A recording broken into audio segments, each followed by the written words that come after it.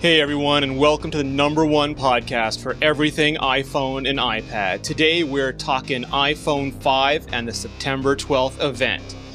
This is the iMore Show.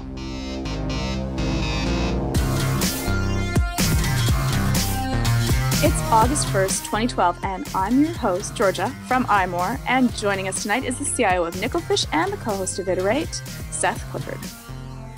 Hello, Georgia. Hey, Seth. How you doing? I'm good. How are you? I'm okay. Doing fine in my warm pink basement. That is a warm pink basement. It's a good color on you.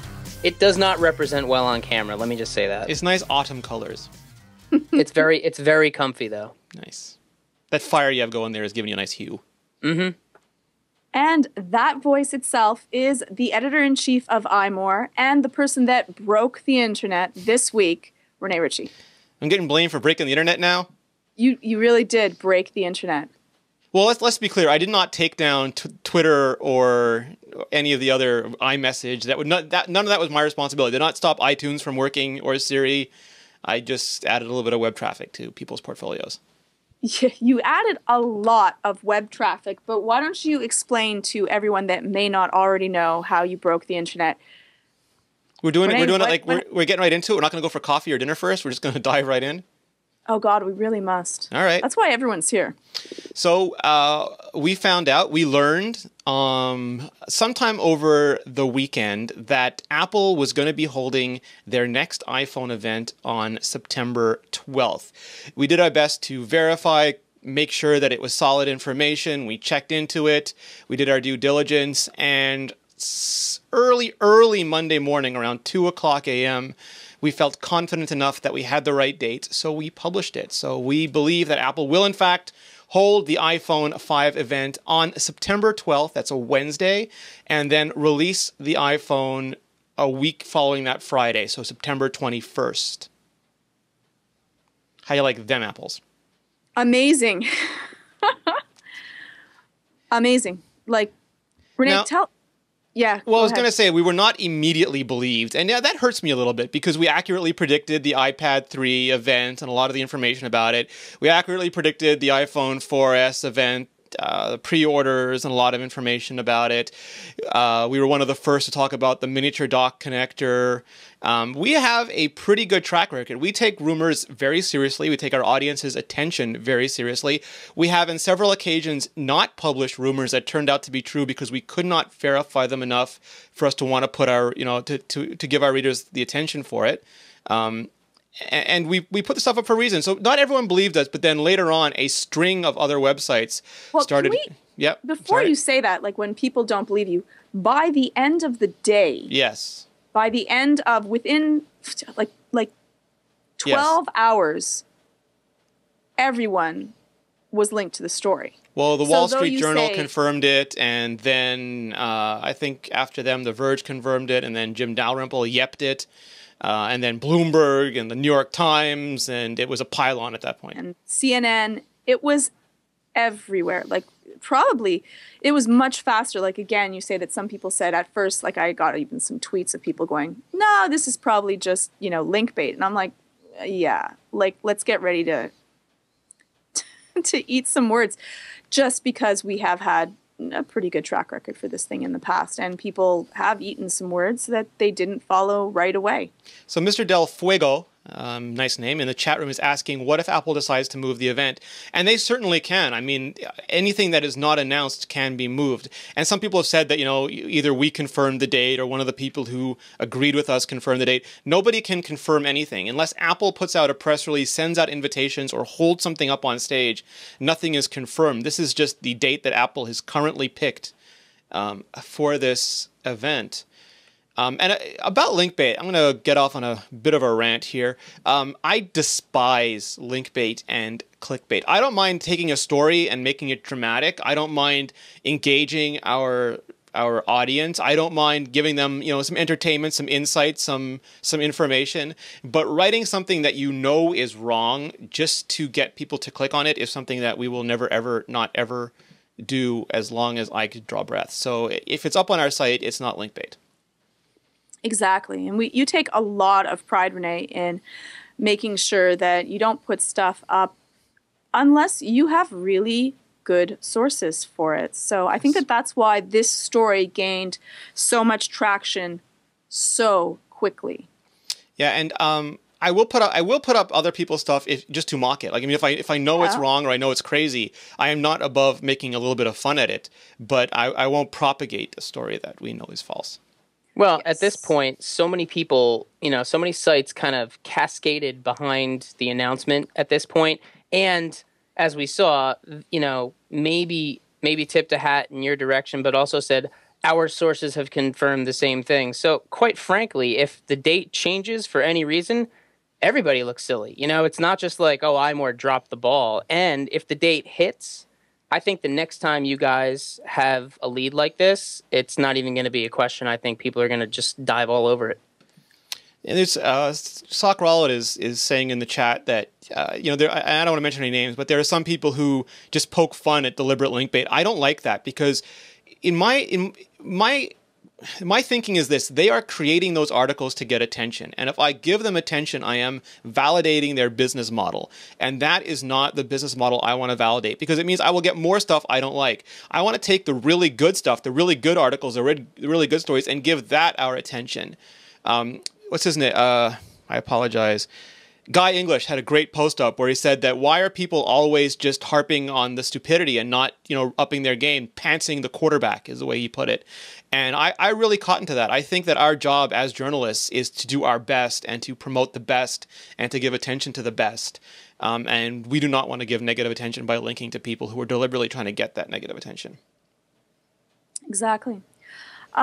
So why don't you go ahead and state the dates for those that don't already know, and then we can talk a little bit after about what do you think we're going to see? So the date, September 12th, which is a Wednesday. A Wednesday was also the date of the last iPad event. Which is for the event. Yes, and then not the immediate Friday, but the Friday following that is the current date for actual release. So 9 days later, which was also the amount of time between the iPad 3 announcement and the iPad 3 release. So Apple is holding to patterns with these. Right.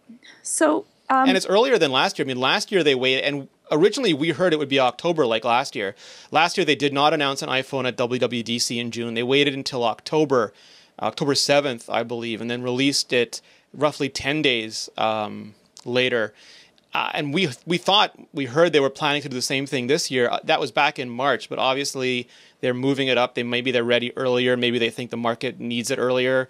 They did announce in their last financial earnings call that they would be taking a hit on margins in the September quarter. So it makes sense that a new product usually is lower margin than an older product. What do you exactly mean by that, Rene? So, you've spoken about it before, George. When they start making millions and millions of iPhones, when they've been doing it for 1 year, 2 years, 3 years, like the iPhone 3GS, it becomes really cheap to make it. So the profits are huge. But you introduce a new product, it's using newer technology, newer components, and they're more expensive. And you can't raise the price very much, if at all. So it ends up costing you profit. So when Apple introduces a new iPhone, they won't make as much money per iPhone as the iPhone 3GS. And if they introduce a little something else, which we'll talk about later, they'll be making a lot less margin on that than they will be making on something like the iPad 2, for example. Right. Yeah, economies of scale is what our very intelligent and handsome chat room is calling it. Right. So what do you think that we will be seeing at the event? Well, I'd like to go over it with you guys because there's some things that we've heard that we've got good sources for, that we've learned about, and there's some things that are kind of speculation and some that are educated guesses. The iPhone 5, we believe, is a lock for that event.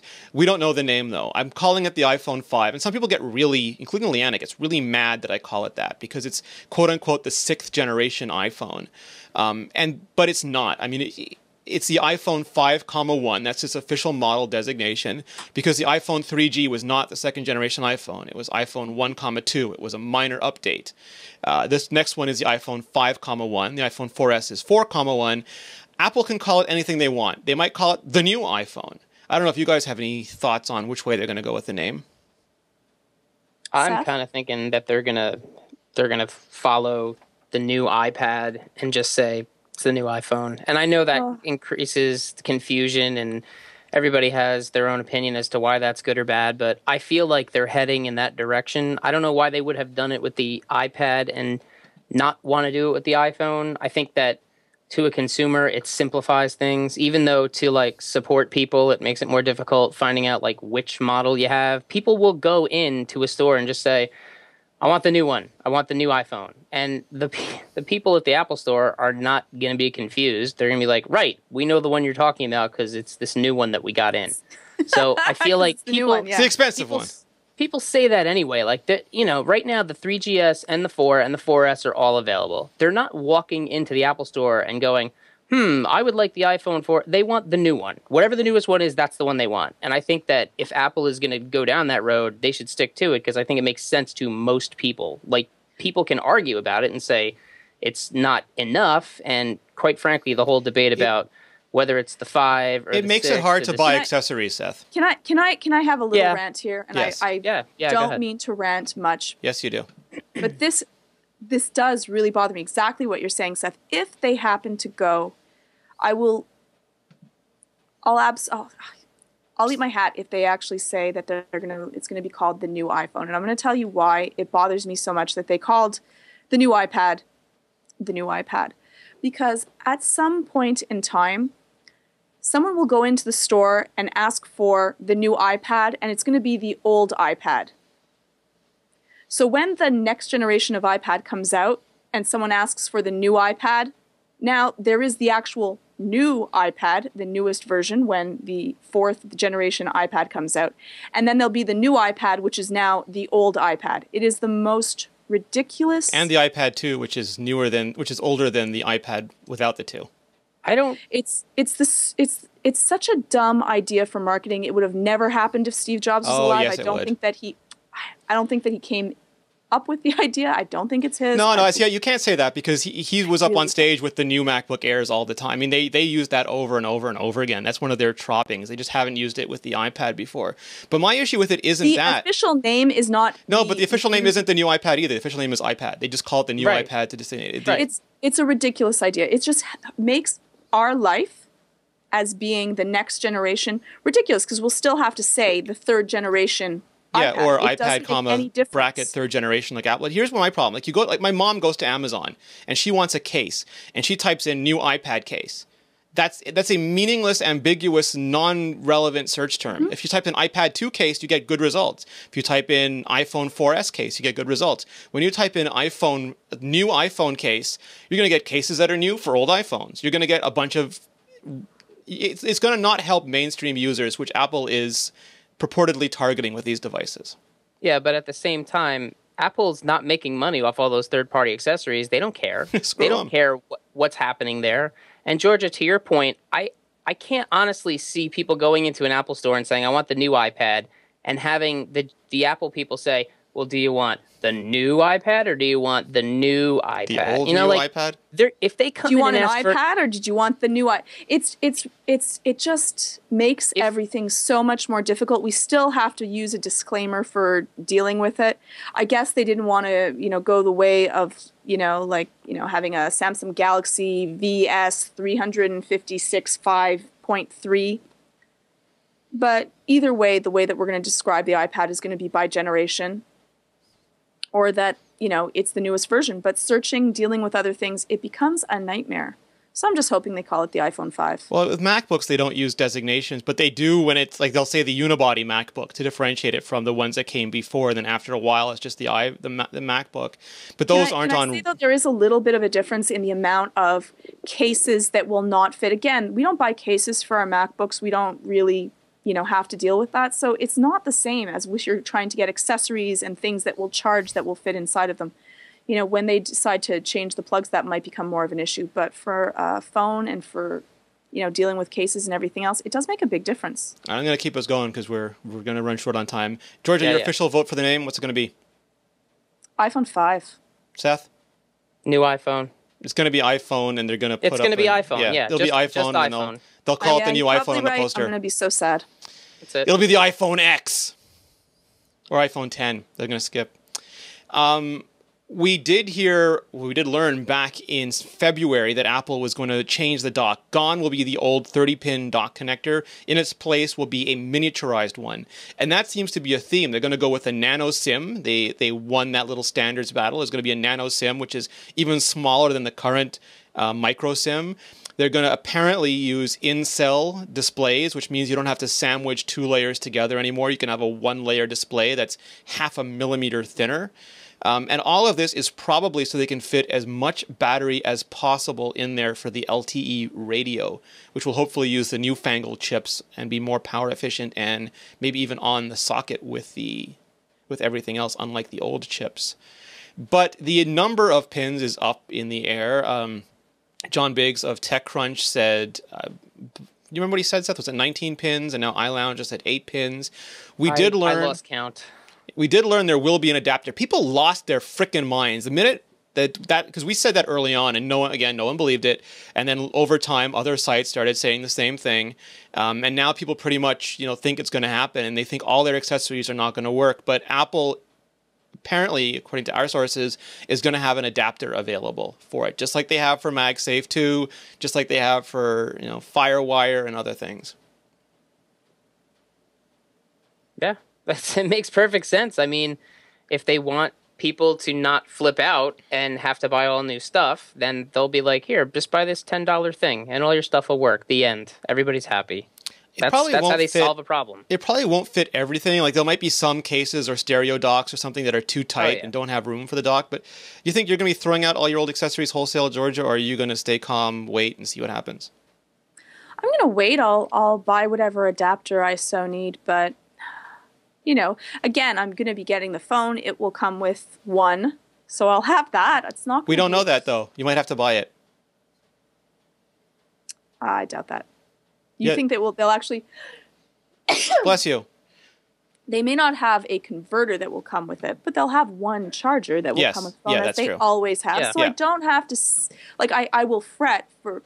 I'll be honest. Out of everything, I love my Apple chargers, and I have them everywhere, and I have a ton of course, because we buy so many phones and review many different things. But I'll have one that will work, that will be quickly, and I'll probably buy an adapter for using in the car and everything else. And it might actually fit in all the cases, unlike the car. Yeah, and do you think that, Rene, that Apple will come out with their own adapter? Do you think it'll only? No, they are. We've learned. We have learned that they are. So, again, it's going to be expensive. I hope not. Could be $9, could be $30. You never know with Apple. I bought an adapter for my Air for when I use it with the projector, and that was, God, I got 2 different adapters. It was like $100. So it wasn't cheap. That's the only thing. The other thing that looks likely, we heard a while back that Apple was working on at least 3 prototypes, one that had a 3.5-inch screen the way it is now, one that had a 4-inch, actually 2 that had a 4-inch screen, one of which was 16:9. Other people have also heard this, so it's kind of likely. And based on all the part leaks that have been circulating, it looks like Apple has settled on the 4-inch 16:9 screen. So it'll look almost exactly like your iPhone today, but the screen will be taller, longer, stronger.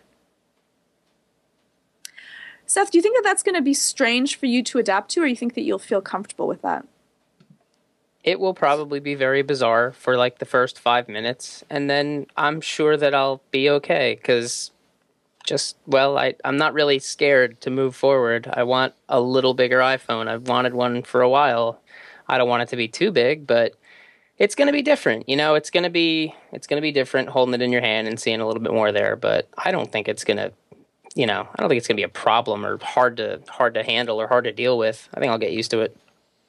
I was in Winnipeg with the other Mobile Nations editors last week with Phil Nickinson of Android Central, Kevin Michaluk of Crackberry, and Daniel Rubino of Windows Phone Central, and all of their phones dwarfed mine. Kevin's on his world tour, so he had an HTC One X, which I think is a 4.6 or 7-inch screen. Phil had the Samsung Galaxy S3, which is a 4.8-inch screen. Daniel had the HTC Titan and the Nokia Lumia 900, which are 4.5, 7 something inch screens. My iPhone literally looked like someone had shrunk it down, and it looked like a Palm Veer next to a normal phone. So is 4 inches big enough? I mean, it's just going to be a little longer. It's not going to be monstrous like all the Android or Windows phones are these days. I think it's probably going to be big enough. I mean, it's not like the iPhone 4S isn't selling well now because of its screen size. I think that bumping up the screen a little bit is going to make people more inclined to enjoy it because all these other phones do have large screens. But I don't see any real downside to it. I think it's probably time to do it. I think they realize that if they released another phone at this size, people would probably still buy it, but there'd be a heck of a lot of stuff to say about it. Can I get your analysis here, Georgia? Because here's the interesting thing. The Android and Windows phones were bigger because they used old LTE chips that needed a lot of power. And because they couldn't make the phones bigger, they kind of smushed them down like pancakes. And they couldn't make them thicker, they smushed them down like pancakes, made them bigger. And because they had bigger phones, they just slapped bigger screens on because it would look awkward to have a giant case with a tiny screen. Apple is selling, 75% of the phones on AT&T, 45% on Verizon. So people are choosing a small iPhone. A lot of people are choosing a small iPhone over a big Android or a big Windows phone. Do you think by Apple going slightly bigger, they'll get more of the people who chose bigger over iPhone?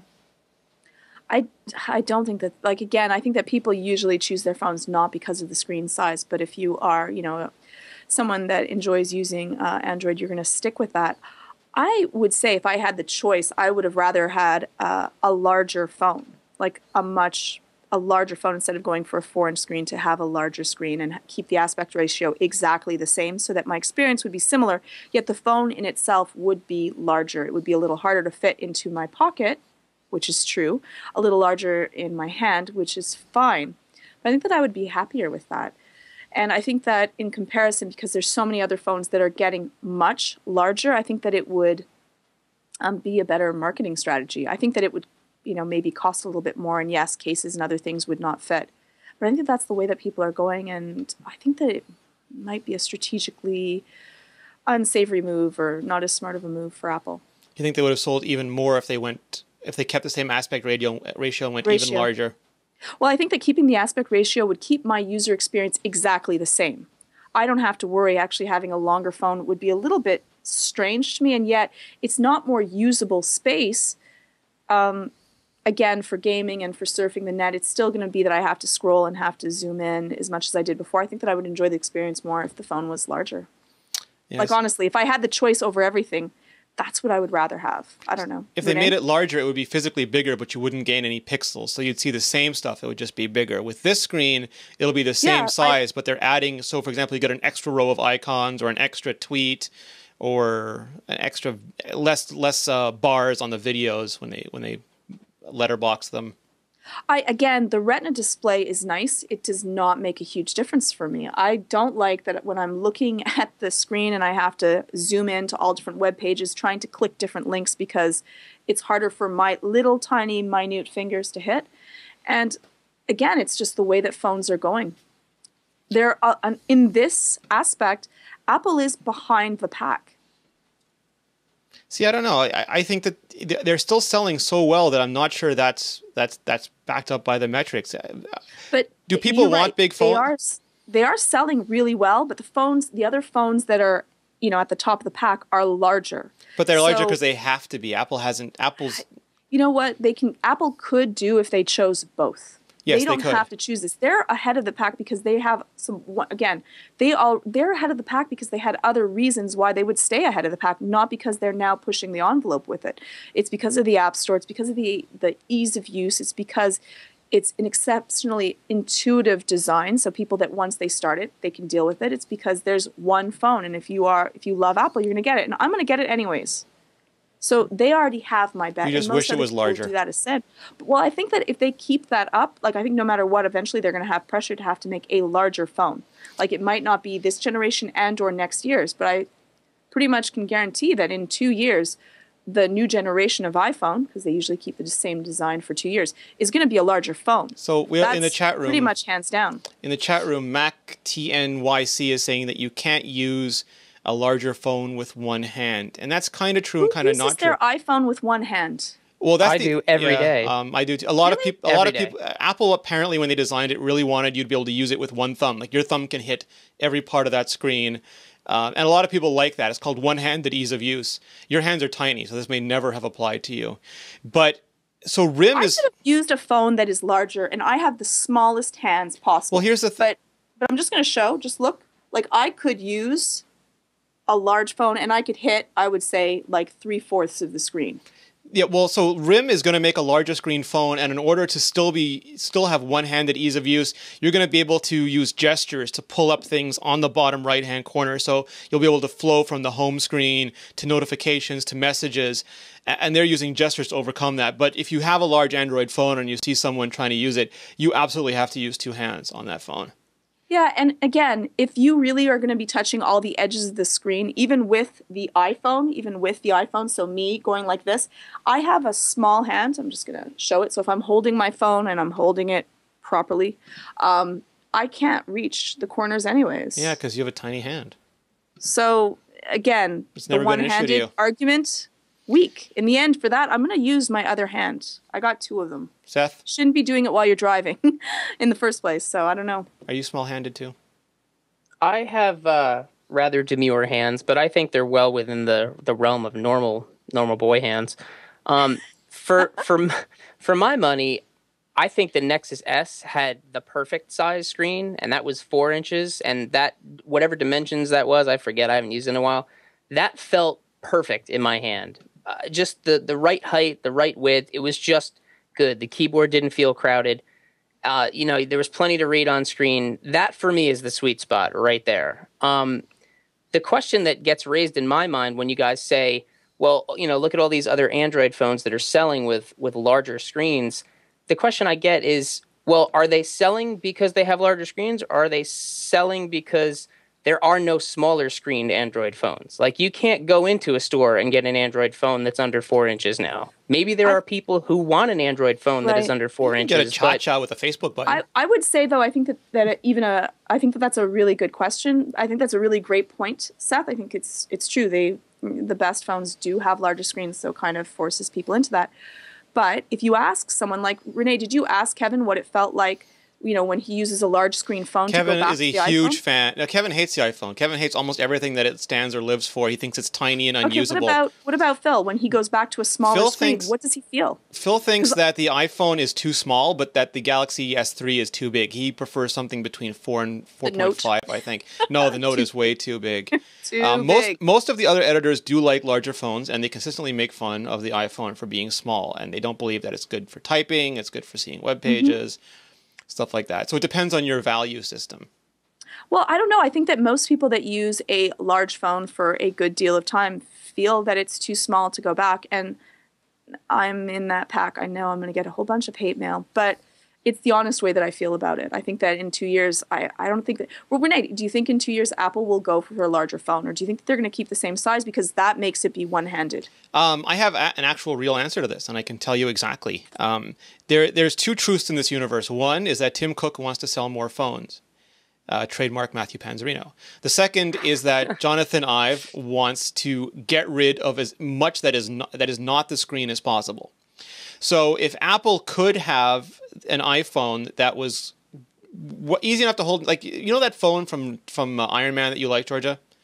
I think that is form phone for them. Sweet. If they could have just a screen, they would do it. So every bit of metrics they get that tells them that people are choosing between an iPhone and a big screen phone, and they believe that they can make more people choose the iPhone, they will get bigger.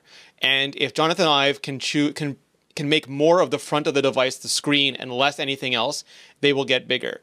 And I think right now they feel that 4 inches will give them the maximum turnover because there's certain things they can't do. They can't go sideways because of the antenna is actually on the outside side of the phone. And they don't want to scale it up because then there's all those retina issues and they'll have bigger pixels, and that's not the choice they chose to make this time. But I think in the future, a combination of those two things will happen, and we will have a thinner, larger screened phone that is less casing and more screen.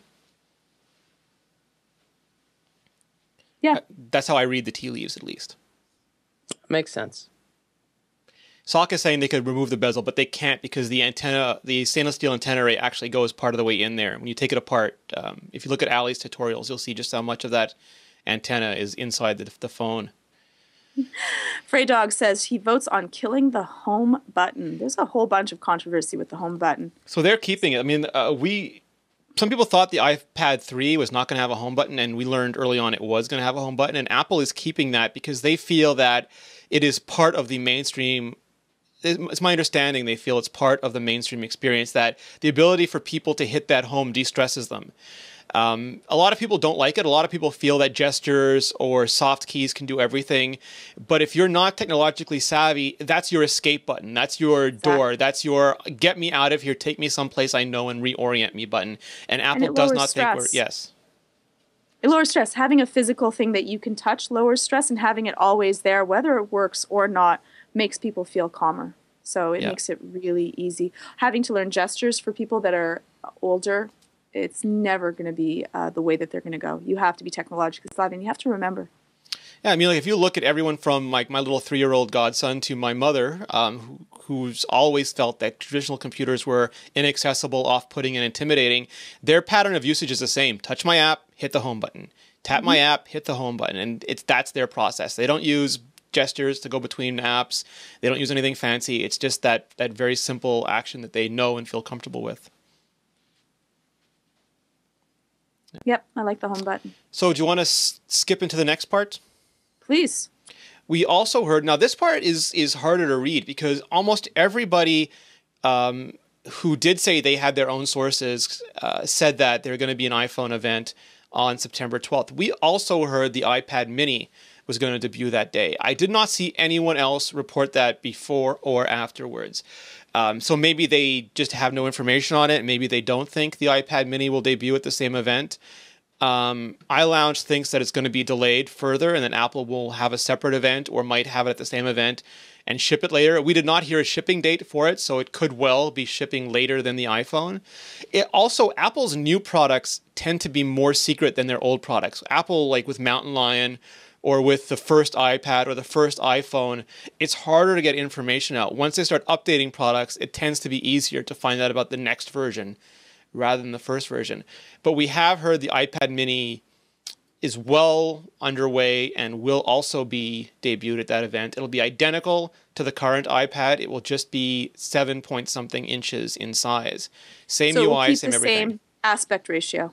Yep, 4:3 aspect ratio, exactly the same apps. Some people have worried that the touch targets would be too small. We put up some, and I'll put the post in the show notes, but we put up a lot of mock-ups to show you that in most cases they won't be. And Derek Kessler from WebOS Nation reminded us that that's what HP did with the Touchpad Go. They just shrank the 9.7-inch touchpad down to 7 inches, and it worked perfectly well for him. So at $200, let's say, maybe $250, but let's say $200 for an iPad that does pretty much everything that the bigger iPad does, just at a smaller scale, do we get it as well? Do we get it instead of? Does the Nexus 7 suddenly find itself sharing the market or not having a market? What are the repercussions of this? $200 is such an amazing price point. It's such an amazing price point. And there are some times when I usually will choose my phone over my iPad because, again, the iPad is a little bit larger. It's a little bit heavier.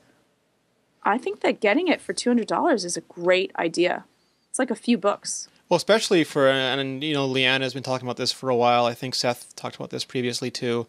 It's huge for education. I mean, if you could start buying $200 iPads, probably cheaper than that if you get them on a education discount plan for students, that's incredible. And the problem, and we can talk about it. I have a Nexus 7. Have you got your Nexus 7 yet, Seth?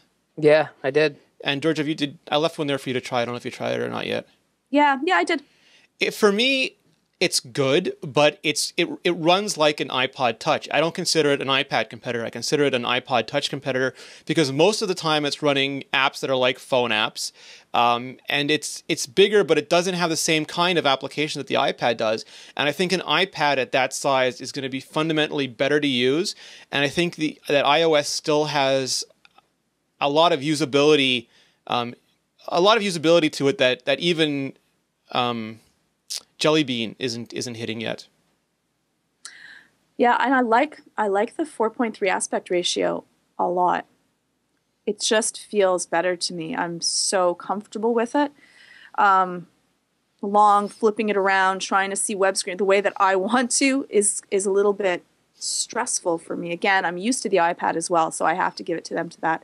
I like the fact that it's smaller, easier to carry around, easy to bring, but yeah. Seth, what's your quick take on Nexus 7 compared to a theoretical imaginary iPad 7 point something? I think the smaller iPad will sell enormously for all the reasons we've already elaborated on. I think the price point alone is reason for people to buy it. I love the 7-inch form factor ever since I, initially held a playbook and was like really skeptical and was like, all right, maybe there's something to this. And it might not be that you can do all the same things as well as you can on a larger tablet, but I much prefer to read on a smaller tablet, and the Nexus 7 is a good tablet. Like you said, it still does feel kind of like there's not enough tablet style apps for it. But I think this is like the next big kind of like touch point in the market. I think like the 7-inch, 7 point whatever inch is going to be giant in the coming year. And if Apple enters that market as we kind of expect them to, they're going to sell millions and millions and millions of them. Now, it will come at the expense, because some people who would have bought the more expensive, bigger iPad will choose the smaller iPad at lower money and lower margins for Apple. But Apple's always been okay with cannibalizing, as long as they were the ones cannibalizing. The iPod mini, as opposed to the original iPod, is the best example. The small MacBook Air. I mean, there's a $999 MacBook Air. If that didn't exist, maybe more people would buy the 13-inch, but they made a smaller option. I think this is the same philosophy. Right now, you can't buy an iPad for under, is it $399 for the iPad 2 right now? Yeah, I think so. Yeah, it's going to be expensive. You can't buy one for less than that. So if you just don't have the money, you're going to buy a Kindle Fire, or you're going to buy a Nexus 7. And Apple, like now, and I've said this before, you walk into an airplane, there's a lot of iPads, but there's a few Kindles, there's a few Nexus devices, there's a few other things. Apple wants those people too. They want people who want a smaller device because it's pocketable, lighter, won't crack them in the face if they drop it while reading in bed. And they want the people who just have $200, $300 for a tablet. Again, though, why would people, again, maybe for traveling, but so we're going to end up having the Nano, an iPod, the phone, and then the iPad mini and an iPad. Now, with the difference between the price point, why would anyone get you get a Nano if you want to play music, but then the mini iPad in comparison to an iPod?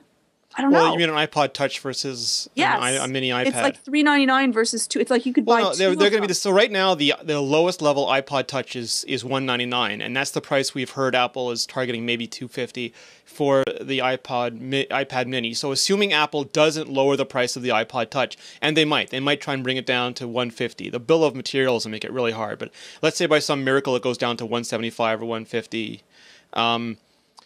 There's still people who are going to want an iPhone without the phone rather than a tablet. So Apple's going to have a cheap tablet and an expensive tablet, a cheap phone and a cheap iPod Touch and an expensive phone. Why would you get a touch? Again, if they lower the price, that's a different thing. But you can buy two, the mini iPads in the price of a iPod Touch. I'm never going to get a Touch. Well, no, they're the same price. The iPod Touch is not more expensive than the iPad mini will be. Okay. iPod Touch is $200. iPad Mini's. I'm having trouble saying iPod versus iPad tonight. Yeah, I don't know why I would buy it at all. It's just I don't know. Well, because there's still an element of portability to the iPod Touch that some people like, and that's just a choice that they can make. And if Apple continues to sell it, which I think they will, and we've learned they are going to continue to sell. We heard that the same time we heard about the iPad Mini. Yeah, I would expect that. And I even think they might drop the price and just absolutely strangle the entire market and just cover all their bases, which is what they did originally with the iPod. They had the one model, and everybody was like, all right, well, we'll make these other ones. And they were like, well, yeah, we're going to do that too. So they're asking Ashley Avalaxo, I apologize if I'm pronouncing it wrong, is asking how much the new iPhone will be. Apple tends not to change prices. They'll keep older models around at lower prices, but the iPhone 5 or the new iPhone will be $199 on contract and then go up at $100 intervals as the storage increases. And they will probably keep the iPhone 4S around at $99. They will probably drop the iPhone 4 down to $0, and the iPhone 3GS might stay around as a prepaid option where it's cheaper to buy it outright. It's not going to go to negative $100, so no one's going to give you money to take it. But it will probably, like for emerging markets, India, South America, Africa, it'll probably stay around as a much cheaper buy outright iPhone. Rene, are they going to keep the shuffle? Sure. I don't think the iPod line is. I mean, they have the iPod Classic around for years now, and this actually ties into what Voodoo's asking in the chat room about 128 gigabyte option. Double density RAM last year was still too expensive for Apple to include it. Whether it's cheap enough now for them to include it, I don't know, but that will come down to just what the price of the component is. And if they can go to 128 gigabytes on an iPod Touch, then maybe there's no more Classic. But I think everyone probably still wants a cheap little thing they can clip to their clothes and go jogging, running, work out, and not worry so much if it's lost or stolen. The iPod, we did hear that the iPod Nano is going to be launched at the same event, and it might be a little different, but we're going to look into that some more. We did not hear anything about the iPod Touch other than Apple is keeping it, but other people have heard that it is going to get a spec bump finally, because last year all it got was the white color option, and it'll probably be becoming something closer to an iPhone 4S, not quite as good as the new iPhone 5, which is unusual, because usually the iPod Touch is tracked with the iPhone, but maybe something closer to an iPhone 4S. And that's probably just to keep the cost down, because it's not subsidized and you just can't make it that expensive. No one will buy it. Right. Rene, can you talk a little bit about how you think that the iPhone 5 or the new iPhone or just iPhone is going to be made? You mean the manufacturing process? Yeah. What is the back going to be? The prototype it looks like they're making, looks like it's going to be metal. I don't know if it's going to be some form. It looks like the antenna band. The antenna band on the iPhone 4 and the iPhone 4S is stainless steel, and the back looks like it's part of that, but that might just be the way it looks in parts. But it looks like it's going to have a metal back, except the top and the bottom will still not be metal because the radio needs something transparent. Sockwell is asking about liquid metal, but we have not heard anything about that yet. But one thing that was really interesting, and this is a bit of a tangent, but I think you guys will like this. Apple and Samsung are in court this week going over their ginormous, earth-shattering patent dispute. And Apple is willing, and this just floored me, because, Georgia, Apple does not open their kimono. They do not show off things. They do not share. In a million years, I would not think they would take all their iPhone prototypes out from their vault and show them to people. But that's what they're doing at this trial. They're showing all these different variations of what iPhone designs they've gone through over the years. And one of them is purple, which is kind of famous because there's still code references to this in iOS. Apple had a purple prototype back in 2005, and it looks like an iPhone 4S. It looks like an iPhone 4. Same basic design. And that kind of suggests to me that, remember we joked when the iPhone 4 was shown off, that it was like a Leica camera or something like Braun would make, that it looked like the iPhone Jonathan Ive always wanted to make and finally had the technology to do it. This prototype makes me think that was true, that this was what he designed, and he had to settle for the original iPhone and the iPhone 3G and 3GS until he could actually make it. And I think that's kind of cool that he kind of had this Plato-like form in his mind all those years. But it doesn't mean that we're going to be seeing iPhones coming in multicolors, just like the Nano, the Shuffle are going to be coming out. You love that idea, right? You put up that poll if people wanted to see it in colors, and almost everybody did. It would be, again, it's not something that Apple doesn't do. Yeah, they just do it on lower end stuff. We asked about the iPad. Well, you asked about the iPad Mini as well.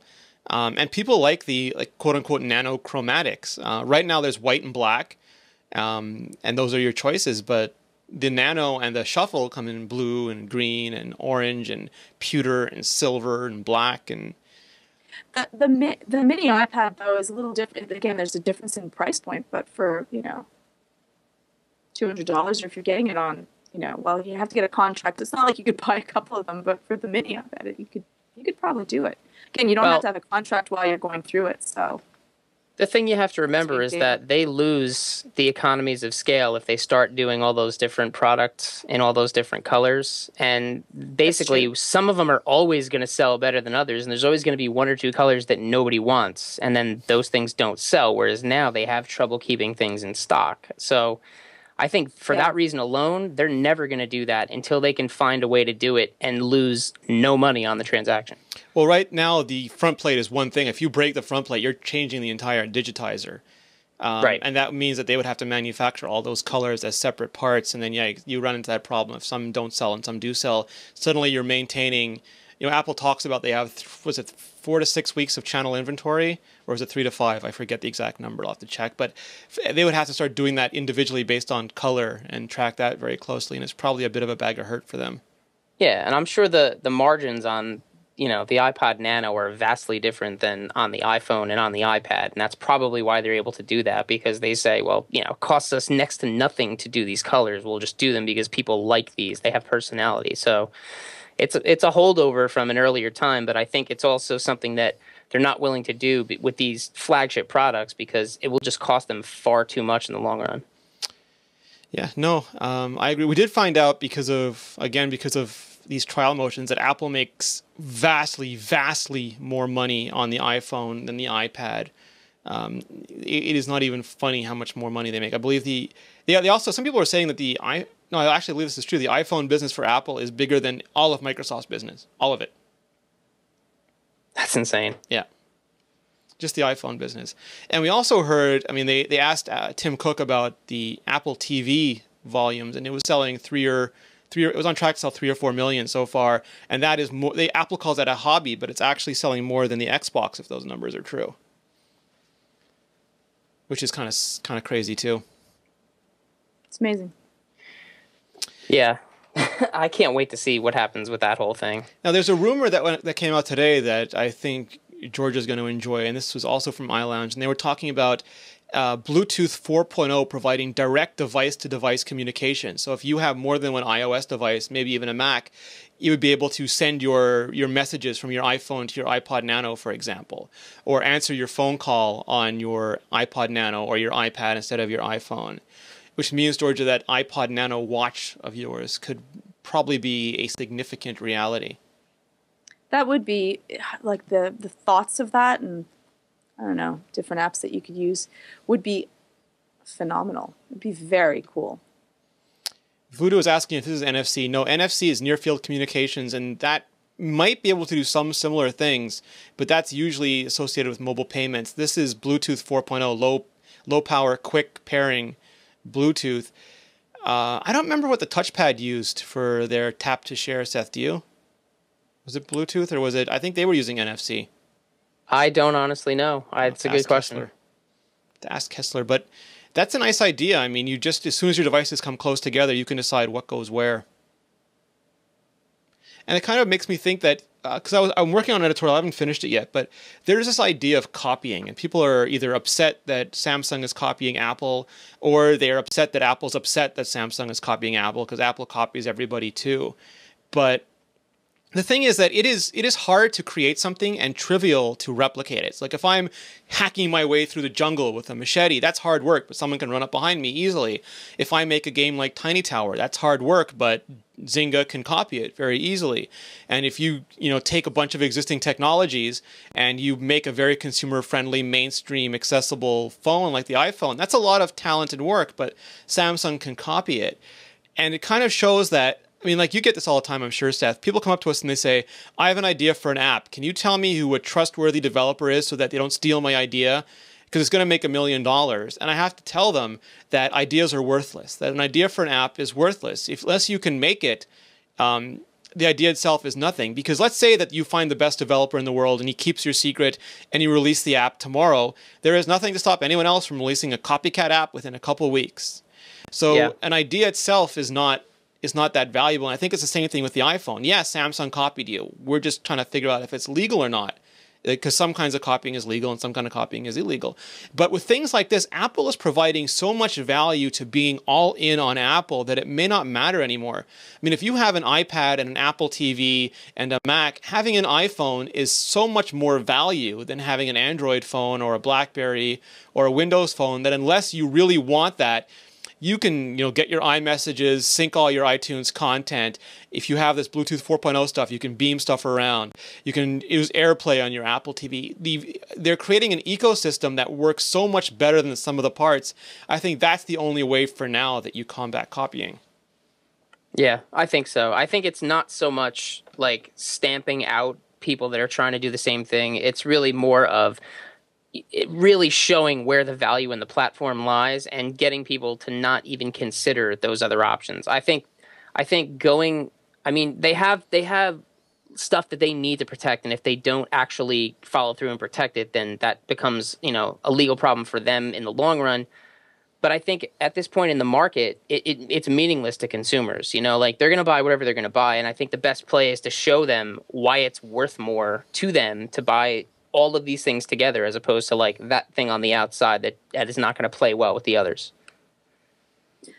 I think that the implementation makes a huge difference as well. You can take a look at something and copy it, but if you can implement it in a way that is seamless and affordable, it just makes it difficult. So in the end, I think that the copyright, it's getting to be too much. You can copyright almost anything, and the legality and being in the courts, I don't know. It's overdone to me now. Yeah, it's interesting because going back to the Nexus 7, I love the Nexus 7. I think it's great. It's fantastic. I like the form factor. You can hold it with one hand. But I miss little things about iOS. Like they called it Project Butter, and they're going to have to do Project Clarified Butter next time because it's still not smooth enough for me. It's like nails on a chalkboard. It skips. It doesn't have the bounce back, which I understand Apple patented, but I really miss that. And it's much looser in tracking finger movements than... Exactly. I don't know if you found that too, Seth. Just the Sorry, Georgia? Yeah, well, it's just right away when I touch the screen, I'm expecting a user experience that would be at least up to par with what I dealt with. So the amount of frustration that I get that it's not tracking exactly at the same sensitivity level as the iPad already lost me. Yeah, no, I agree. I mean, that's the fundamental thing to me is a lot of people say it's just as good as iOS. And if you've never used iOS or you haven't used it consistently or you just don't care, some people, I mean, all our sensitivities are different. Some people care about color. I have no ability to tell an MP3 from live music. My sound sense is nothing. So MP3s don't bother me. But I worked in design for long enough to really be able to tell. Same thing that Seth does. You pick up an app and you start playing with it and you can instantly tell about the smoothness of the scrolling, and that really bugs me. And for that reason, I still find Jelly Bean hard to use. And I think that's what Apple is getting right. I have a threshold that I allow for non-Apple devices for what I'm willing to tolerate in terms of performance, because I go into it with the understanding that it's probably not going to be as responsive and as smooth and as polished. So there's a line that I cross when I pick them up, and I think, okay, well, I know that's going to happen. How is it on its own merits? And I think the Nexus 7 is pretty good on its own. I mean, compare it to an iPad, it's never going to be as smooth. Well, maybe not never, but it's not.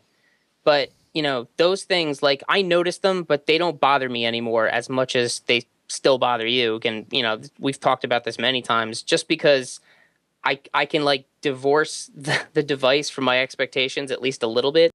And so it's easier for me to use it and see it on its own and judge it in that way, because I know it's not the same. But then again, like regular people who pick things up and look at them, they aren't looking for those things, and they may notice, but they might not perceive it, or this is a design snob issue. It's different for everybody. Yeah, but you didn't notice, right? Oh yeah, no, you definitely notice. You're interacting with it. It's like having a conversation with someone that speaks much slower than what you are used to. Yeah. You're frustrated. You're waiting for it to continue, and that level of frustration ruins my user experience with interacting with the device. It's not at my pace, and because of that, I could do things a little bit more efficiently with an iPad, and that's it. I just put it down, and I'm going to use my iPad for what I want to do. But I'm going to take that and bring it back to why I think that the same thing will happen with people that use a larger screen. It is the first thing that you interact with is the vision, the feel, of course, and the vision of the screen is going to be the first thing you do before you even touch it. So interacting with a small screen when you are used to using a larger screen, I think is going to cut a lot of people, besides the App Store and other things that they could go to for Apple. I think that after a while, people are going to be frustrated with having to see things that are much smaller in comparison and much less area to interact with. You are really irked by this. I didn't know you felt this strongly about it. Yeah, I had no idea. Learned something new. We have a couple of questions in the chat room. One is, will there be a Siri feature in the iPhone 5? Absolutely. We saw that in iOS 6 already. They're going to increase it. You'll be able to ask sports scores. You'll be able to find movies. The restaurant's rating system will be much better. There's a ton of good Siri stuff coming. And that's actually interesting. And this is like the last thing I think I want everyone's take on. We always have the demo at the iPhone event. You know, Phil Schiller gets up there and shows us video recording for the first time, or 720p, or the new camera on the iPhone 4S, 1080p. He always gets this big video segment. You know, it's more pixels, bigger sensor. This year we've heard maybe panoramas. You know, that panoramas have been in since iOS 5, but Apple never made them surface. They were always just in the code base. They were never given to users. And that might be because Apple's doing a better version. Competitors have this. You think auto panoramas, Georgia, would be a TV commercial worthy feature? That sounds really cool. You just hold your phone up and wave it and it makes a pano for you? I think it would be really cool. I don't know. It's how are you going to apply this afterwards besides being really cool? You'll just have a panorama instead of having to use a separate app or take a bunch of separate photos. Yeah. Again, out of all of the stuff that they could give us, like it's awesome. It's cool. It would look really good. I think that they would make a fabulous commercial in doing it. But is it really going to be something that's useful for me and my phone? No. Seth? It's cool. I love panoramas. I'll just go on record and say that. I love them.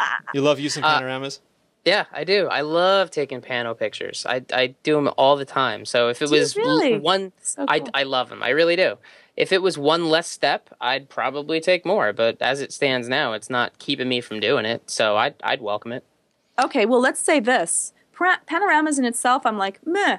If I could do a 3D mapping of an area or a room, I'd be all over that. Just spin around in a circle and have a little movie made for you? Well, I'd want to be able to, show someone this is what the room would be like, and you could walk through the image. I see what you mean. Mapping. Yeah, they have some accessories that do that. They have an accessory you stick on your iPhone, and it basically does a 360-degree movie. Yeah, it's not really that you can interact with. It's okay. So the other rumor we already talked about, the one from iLounge about the Bluetooth knock-in, But we need the Santa Claus moment, and we've talked about this before on the show. I mean, a few years ago, Scott Forstall showed off voice control. Year after that, it was FaceTime, and you got to see people doing sign language, and you got to see Santa making FaceTime calls with the elves. Last year, it was Siri, and you got to see blind people having messages read out loud to them, and Santa using Siri to plan his Christmas deliveries. We still need that Santa Claus commercial for this year. I mean, it could be Santa going to Target and using an NFC-powered passbook to buy toys at the last minute. But I don't have a clear vision of it yet. I don't know what Santa's going to do this year. I certainly don't know. Oh. So we got to keep an eye out for that. We are going to watch. We're going to pay attention. Yeah, voice control. I'm not really sure. Yeah. Well, they already showed off. I mean, I would have thought they would have saved the extra Siri stuff and shown off the extra Siri stuff at the iPhone event, but they used that already. Maybe it'll do more. Maybe it'll Siri even more. Yeah. Computer. Take photos, zoom in, change lighting. I don't know. Siri, zoom. Could be interesting. I don't know if I could wait for that. I think Siri right now is on the verge of being too slow for me, and for any fast action, like take a photo, I think I'm gonna just be too impatient to use Siri. Can I say one more thing that's gonna have everyone hate me? Okay. Siri's dead to me. I have not tried to use Siri in probably like a month and a half. How is that going to make people hate you? You ran a poll, and I think 90% of our audience said they never use Siri. Dead to me. It's dead. Like I do not even use it. It turns on. I'm frustrated and angry. But what about the new Siri in iOS 6? Maybe you'll use that. You know, it's like you never have a second try at a first impression. It's going to have to be super amazing. She's going to have a full makeover, you know, highlights, killer body. It's going to have to be short. Like impressive. she had a little black dress. She needs a little black dress. Right. All right, so that brings us to the end of this industrialized. Some people were asking for a longer show again. They feel like we got rid of the iPad show. We owe them a longer show, but I like when we keep it to an hour because it forces us to be dense and not just jabber on about stuff. Yeah, I agree. Keep it tight. Let us know, though. Yeah, I mean, it seems good. If Quick and easy. If you want a longer show, tell us. We'd like to hear your feedback. But I just feel that we're more disciplined this way. We stick on topic more. And Seth doesn't fall asleep halfway through the show. No, it's true. It's getting near my Leanna bedtime. had a suggestion, too, of something we should try out. I just wanted to mention it. What's that? The chat room can say if they want that or not. What's that? Isn't there some fabulous new accessory for the iPhone? I don't know. There's always some fabulous new accessory for the iPhone. Something that she thinks that would be amazing for me to try out on you. Oh, yeah, The that's not an accessory yet. There's someone doing a Kickstarter-like program for an iPhone taser. Send us the taser. That Leanna thinks would be fabulous for Georgia to test on me in a video segment. On a video segment. Jeez. I'm just saying. Just throw a toaster in the yeah, bathtub already, have it done with. Yeah, it's fabulous. That would be the funniest thing. All right, Georgia, where can we find out more about you? You can find me on Twitter. I am still at GeorgiaTIPB. And Retro. Of course, on the show. Nice. And Seth Clifford? Seth Clifford on Twitter. You can find me here and on Iterate with Rene and Mark of Bajango and see some of the work we do, nickelfish.com. Nice. And you can find me at Rene Ritchie on Twitter. You can find me on iMore.com. And you can find all of our shows at mobilenations.com. If this is your first time listening, we appreciate it. Please take a moment, subscribe to the show. Go to iTunes, leave a rating, leave a review. Tell us what you think. We'd love to hear your feedback.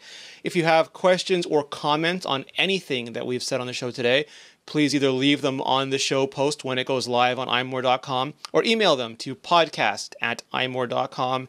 And if it's pertinent, we shall read it on the next show. Georgia, Seth, is that the news and are we out of here? Yeah. We are, but don't forget, we have Zen and Tech coming up, so stick around. We are. Zen and Tech up next. Be there, stay here.